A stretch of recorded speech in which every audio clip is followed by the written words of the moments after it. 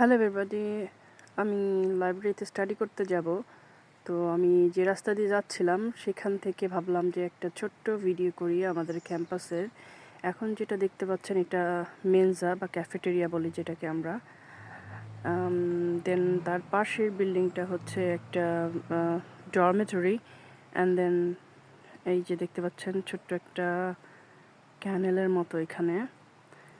দেন এটাকে গ্যাস চেম্বারের মতো লাগে। আমি আসলে জানি না এটা কী বা এটার ইউটিলিটি কী। সো আমি এই পথ দিয়ে আসছিলাম, তো সিঁড়ি বেয়ে নামতে নামতে মনে হলো একটা ভিডিও করি। এবং আরেকটু মজার বিষয় হচ্ছে আমি সিঁড়ি দিয়ে যখন নেমে যাওয়ার পরে যে জায়গাটা দুই পাশে মাঝখানে একটা ব্রিজ এবং দুই পাশে সুন্দর মানে দুপাশ দিয়ে আর কি পানি প্রবাহিত হচ্ছে এবং উপরে একটা ব্রিজের উপর আমি দাঁড়িয়ে থাকবো। মাঝে মধ্যে আমি এখানে এসে চুপচাপ কিছুক্ষণ দাঁড়িয়ে থেকে শুধু পানি প্রবাহিত হওয়াটা অবজার্ভ করি। এখন খুব একটা পানি নেই, তো যখন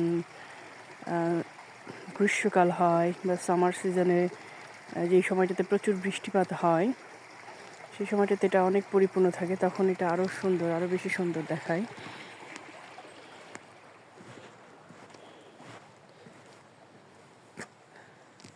আর এই দিক দিয়ে আমি আমার লাইব্রেরিতে যাব।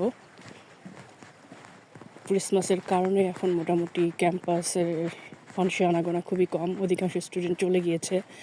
লাইব্রেরি আগামী 23 তারিখ থেকে বন্ধ থাকবে। ক্যাফেটেরিয়া অলরেডি বন্ধ হয়ে গিয়েছে, এগুলো খুলবে সব 5 তারিখের পরে, ক্রিসমাস নিউ ইয়ার সেলিব্রেশনের পরে। কিন্তু যেহেতু পড়াশোনার ব্যাপার থাকে লাইব্রেরিটা একটু দেরিতে বন্ধ হয় এবং একটু তাড়াতাড়ি খোলে।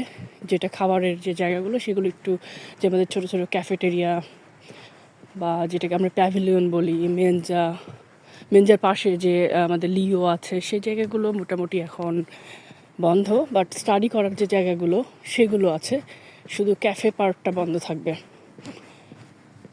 সো দেখতে পাচ্ছেন ক্যাম্পাস সেন্টারটার ভেতরে ইন্টারন্যাশনাল অফিস এবং আরও অনেক কিছু আছে। কখনো সেদিক দিয়ে গিয়ে সেখানকার বিষয়ে বলা যাবে। আমি লাইব্রেরির পাশ দিয়ে হেঁটে যাচ্ছি, লাইব্রেরিতে ঢুকবো। সো ভালো থাকবেন সবাই। Thanks for watching.